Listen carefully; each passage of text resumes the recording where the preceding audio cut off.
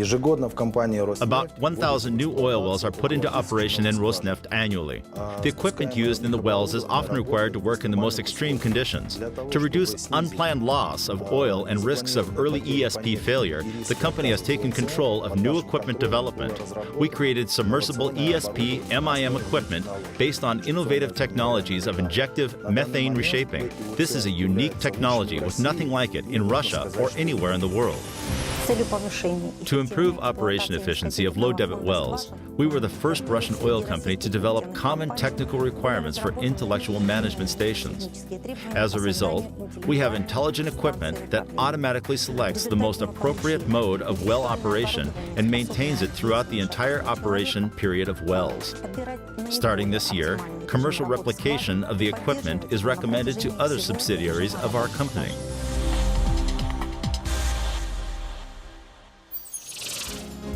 There are 168,000 employees, 2,000 gas stations, 414 deposits, 7 refineries, and 343 billion rubles of net profit. There are proven oil reserves for 21 years and natural gas reserves for 67 years. We are Rosneft, the largest oil company in Russia, presented in the World Energy Sector Leaders Club. In 2010, there were almost 120 million tons of crude oil in the pipeline of the company, 12 million of it from Vankor field, achieving its planned production capacity for 2010. The company started reconstruction of its biggest and most important oil refineries, signed major deals in China, Europe, UAE, and North Africa, and still ranks first in Standard & Poor's Information Transparency Ranking.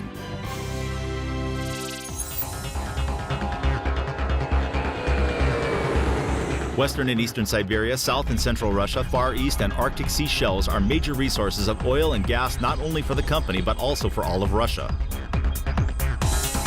Hundreds of geological sites in Russia and abroad are currently being explored. Rosneft now has great oil and gas potential primarily due to the autumn 2010 purchase of licensed sites in Arctic Sea shelves. Sakhalin 3 and Sakhalin 5 projects are being implemented in collaboration with foreign partners on special conditions that minimize risks for the company. In 2010, Rosneft was named the richest in liquid hydrocarbons resources among the world's largest public oil companies. The history of oil output extends back for almost 5,000 years. The ancient Egyptians extracted oil from surface water and used it in construction, house lighting, as a fuel, and even added it to the mixture used for embalming. The history of Russian oil began in 1848. The world's first modern oil well was drilled on the Absheron Peninsula near Baku. At that time, the area was part of the Russian Empire. One of the most important milestones in this history is the heroic exploration of Samatlar. It made this region legendary and literally like gold. Any further global development of oil-producing land didn't seem to be possible after that. But today, Rosneft can proudly say that it has created one more chapter in this story, Vankor.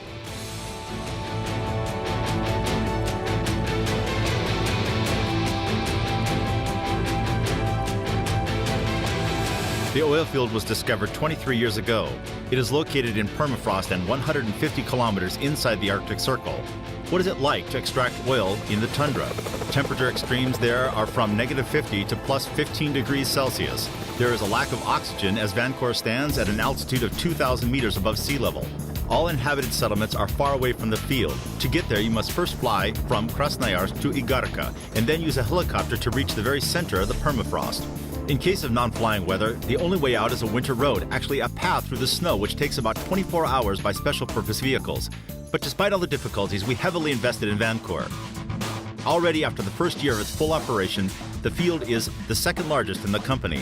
Vankor launched 19 so-called pads, or shrubs, with 71 boreholes. They are already used for oil production. Drilling rigs that have made 301,000 meters a year are now preparing new wells. It sometimes gets down to -64 degrees Celsius on the Vankor field in winter. Despite the fact that the average temperature in this climate is almost always below zero, there is a thermostabilizer under each of the hundreds of thousands oil containers and piles. A thermostabilizer is just a cooler. Oil from wells enters tanks at about 30 degrees Celsius. The ground under the tank can be melted because of heating, which can lead to construction damage. Therefore, there is a need to constantly cool down each structure in contact with oil, even in winter.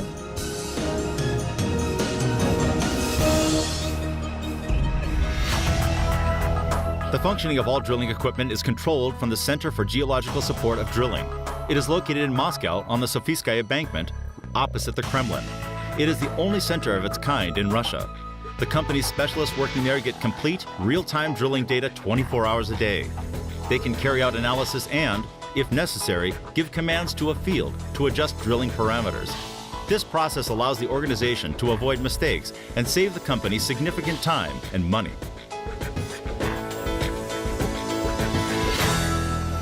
Over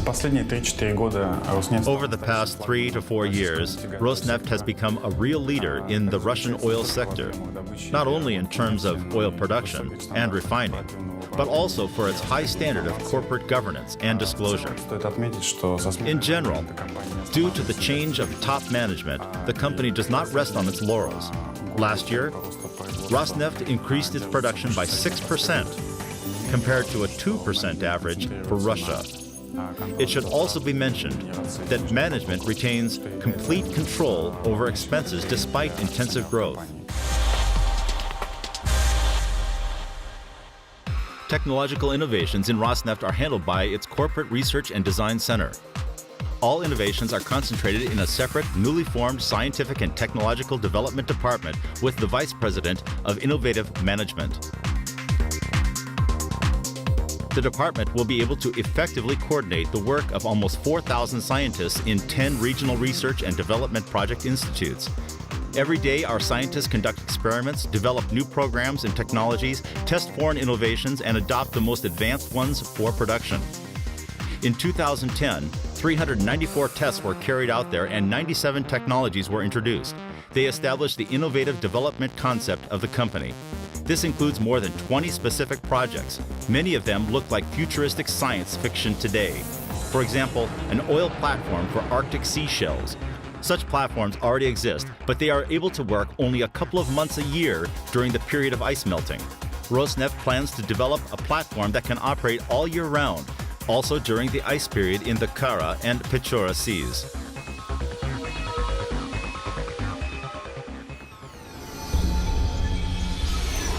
Rosneft has 7 of its own refineries, which process almost half the oil produced. The largest of them, Novokivishsk and Tuapse refineries, are under reconstruction. The Tuapse refinery is fully upgraded. Actually, a new modern factory was built on its territory. Also, its geographical location is particularly profitable for the company. It is just a few meters away from the Black Sea coast. The construction of a new marine terminal intended for export of the plant's products is in progress. The over 60-year-old Novokivishsk refinery has also undergone significant reconstruction. The company has launched a new plant for oil refining able to produce Euro 4 and Euro 5 level products in the shortest time possible. An oils and additives plant built on the refinery's territory produced more than 100 items last year, equal to 580,000 tons of oils, additives, and other related products, which is almost 8% more than in 2009. The company plans to further develop deep processing, producing products with higher added value. This is one of the strategic directions of Rosneft development. There's some oil in medications we have at home. Well-known aspirin and some analgesics are produced from raw materials derived from either petroleum or coal, which are very similar in their chemical composition. The number of medications containing oil is so large that a list of them would be 70% of any local pharmacy's assortment. Rosneft has quite an unusual personnel policy for Russia. The company has created a school, university, factory system of education to train specialists starting from primary school. Many students of regional schools compete for the chance to study in such classes. 550 graduates from Rosneft classes enrolled in universities. 397 of them chose field-specific professions in 2010. Rosneft is now collaborating with 26 universities in Russia. The Siberian branch of the Oil and Gas Institute in Krasnoyarsk was built and equipped by the company. Исходя из компетенций, предъявляемых нефтяной компанией Rosneft, Due to Rosneft requirements for our university-trained professionals, they have to quickly switch from theoretical knowledge and get hands-on experience. части к практической. In order to do that, we have created several training grounds. Полигонов, например, For instance, a training area for geodetic and geophysical practice with special drilling equipment and an experimental rig. бурением, где есть опытные There is a project to create a large training area which would represent all the existing technological units from oil production and refining enterprises so students could quickly obtain all these skills in practical field studies. наглядно и в полевых, так сказать, условиях быстро освоить все эти практические навыки.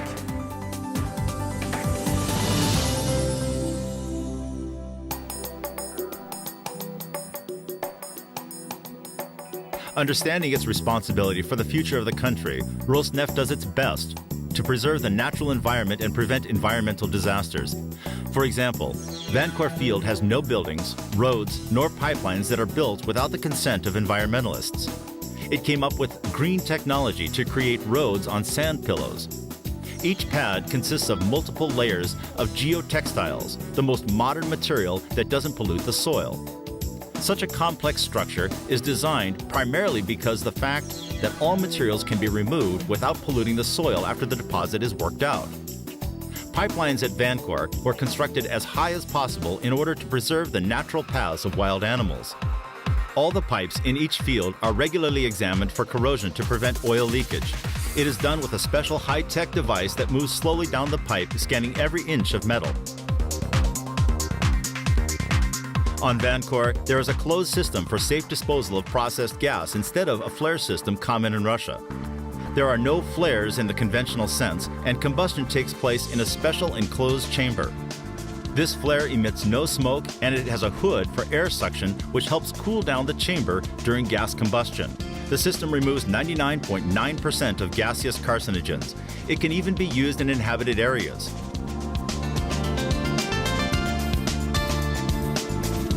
The total investment for the implementation of environmental activities for the whole company in 2010 amounted to 13.3 billion rubles.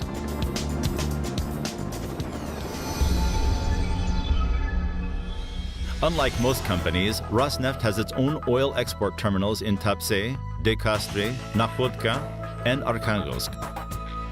That is how the company supplies crude oil and finished commodities to Europe and China with the maximum benefit in the shortest period of time. Transportation of oil from the new marine terminal Kozmino in the Far East is carried out by 100,000-ton tankers. This takes 2 to 3 days, which is 3 times faster than the time-intensive shipping from the Middle East. In fact, China is still the company's main foreign consumer. In 2010, Rosneft exported nearly 10 million tons of oil there.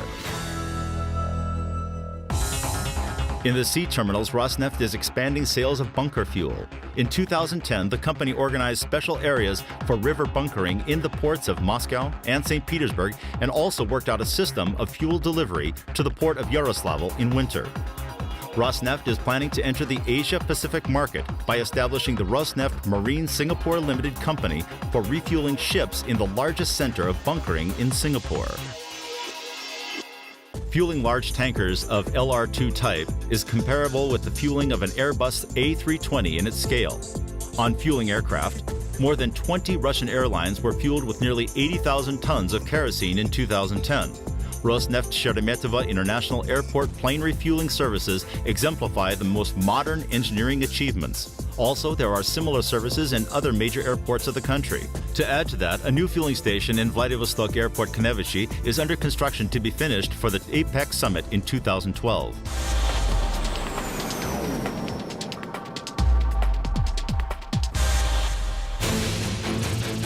Young, fast-growing, ambitious, and transparent. That's how the Rosneft company can be characterized.